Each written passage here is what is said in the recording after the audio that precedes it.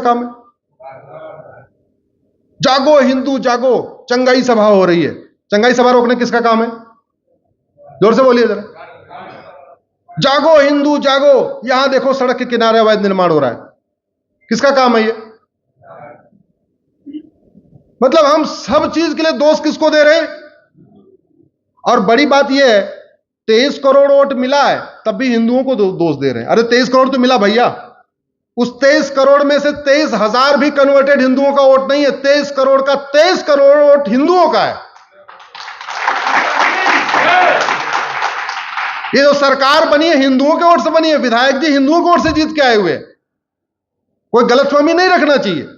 तो फिर हर बात के लिए हिंदुओं क्यों दोष देते रहते हो? हां, हिंदू थोड़ा निराश है, हिंदू थोड़ा उसकी आशाएं, ये बड़ी स्वाभाविक सी बात है। जिससे ज्यादा प्रेम होता है उसी से ज्यादा नफरत होती है, और जिससे ज्यादा आशा होती है उसी से ज्यादा निराशा होती है।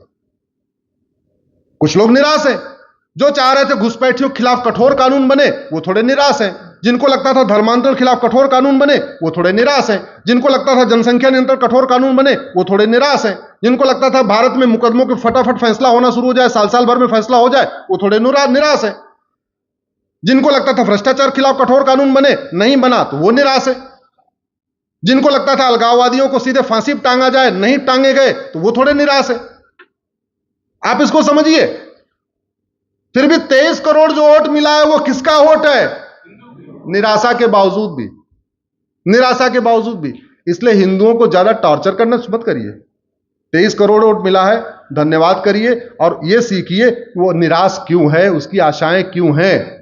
हम ऐसे लोगों की आशा फुलफिल करना चाहते हैं जो कभी वोट नहीं देंगे। दिया था ना रामपुर में,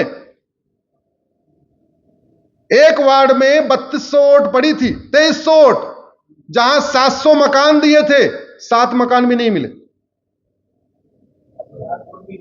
मैं प्रयाग का रहने वाला हूं, एक राष्ट्रीय स्तर के नेता हैं, हमारा उनका विधानसभा एक ही है, नाम नहीं लेना चाहूंगा मैं। उनके गांव में 12 वोट मिली है, 1200 वोट है, और बीजेपी को वोट मिली 2। राष्ट्रीय स्तर के नेता, पूर्व मंत्री, और वोट कितनी मिली? मैंने पता किया 2 कौन थे, बोले भैया भाभी ने तो दे दिया लेकिन भतीजों ने भी नहीं दिया। अरे भैया, हमें उन कहते नहीं। और ये राष्ट्र, देखिए बात केवल हिंदू और कन्वर्टेड हिंदू की नहीं है, भारत की संस्कृति की है। हमारी संस्कृति मिटती चली गई, मिटती चली गई। अलग बात है कि अगर आप कविता पाठ कराओगे और 20-50 हजार रुपए दोगे तो आके लोग बोलेंगे कुछ बात है कि हस्ती मिटती नहीं हमारी। कुछ कवि ऐसा बोल सकते हैं, बोलते भी है ना, मीठा झूठ परोसते रहते हैं, कुछ बात है कि हस्ती मिटती नहीं। अरे भैया, दुर्योधन का ननिहाल गंधार देखते देखते कंधार हो गया, अफगानिस्तान बन गया। राजा भरत का ननिहाल कैकेयी, जहां से माता कैकेयी आई थी, वो पाकिस्तान बन गया। वेस्ट पंजाब पाकिस्तान में चला गया, ईस्ट बंगाल बांग्लादेश बन गया। भारत के 9 राज्यों से खत्म हो गए, 800 जिलों में से 200 जिलों में खत्म हो गए, 6000 तहसीलों में से 1500 तहसीलों में खत्म हो गए। भारत के बॉर्डर पे 300 तहसीलें हैं, 300 की 300 तहसीलों से खत्म हो गए। लेकिन जैसे 1 लाख रुपए मिल जाएगा, ये पारस जैन जी कविता पाठ कराते रहते हैं इंदौर में, तो जैसे इनके कविता पाठ 1 लाख रुपए देते हैं, वो आके बोलते हैं कुछ बात है कि हस्ती मिटती नहीं हमारी। मीठा झूठ परोस के चले जाते हैं इनके कवि आके। हस्ती मिट चुकी है, पूरी दुनिया से मिट चुकी है, गलतफहमी मत रहिए।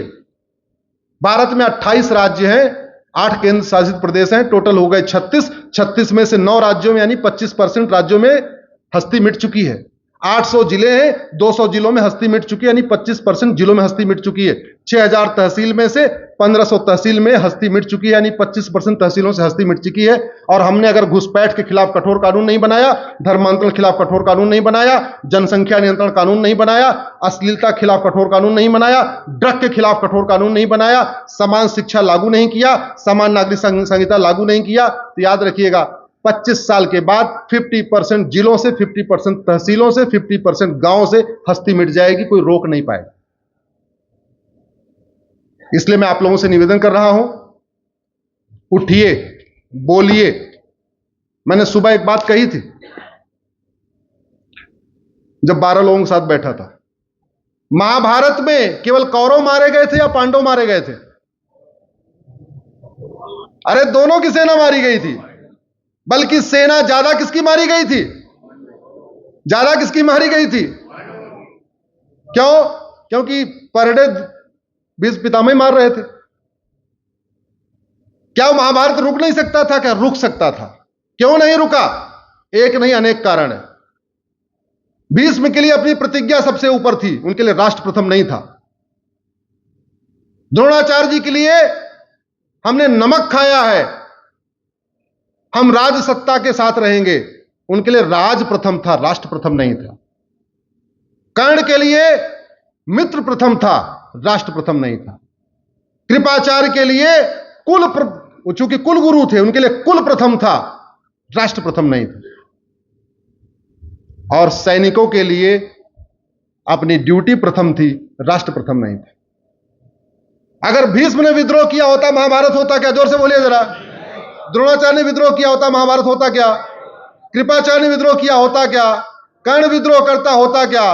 बाकी छोड़ो, सेनापतियों ने विद्रोह कर दिया होता तो होता क्या? तो मारे गए दोनों। और ज्यादा कौन मारा गया? पांडव, जो धर्म के रास्ते पे थे। मैं इसलिए कह रहा हूं, इस सैटरडे संडे में आपके बीच में हूं। पिछले सैटरडे संडे में जबलपुर, मैहर, सतना था। जबलपुर में आर्मी कैंट के पास एक पहाड़ी है, सारे बांग्लादेशी आके बस गए, सारे। और वहां एक नया मोहल्ला है, जबलपुर का कोई है क्या इधर? एक वहां नया मोहल्ला है, पता करिएगा, है ना नया मोहल्ला? उस नया मोहल्ला में 90% सिंधी रहते थे, सारे पाकिस्तान से आए। 1947 में उसका नाम ही नया मोहल्ला रखा गया, क्योंकि वहां सारे सिंधुओं को, एक ट्रेन आई होगी, 2 ट्रेन आई होगी, सारा वहां रोक के वहीं उनको बसा दिया गया। और उस नया मोहल्ला के 90% सिंधी पलायन कर चुके हैं। तो 2047 में पलायन किए सिंध से, और 1947 में पलायन किए सिंध से, और 2017 में पलायन किए जबलपुर के नया मोहल्ला से। कब तक चलेगा पलायन? पलायन रुके, भारत की संस्कृति रुके, भारत की परंपरा मजबूत हो, भारत का दर्शन मजबूत हो, यही भारत का संविधान भी कहता है, और यही भारत की सरकार की ड्यूटी भी है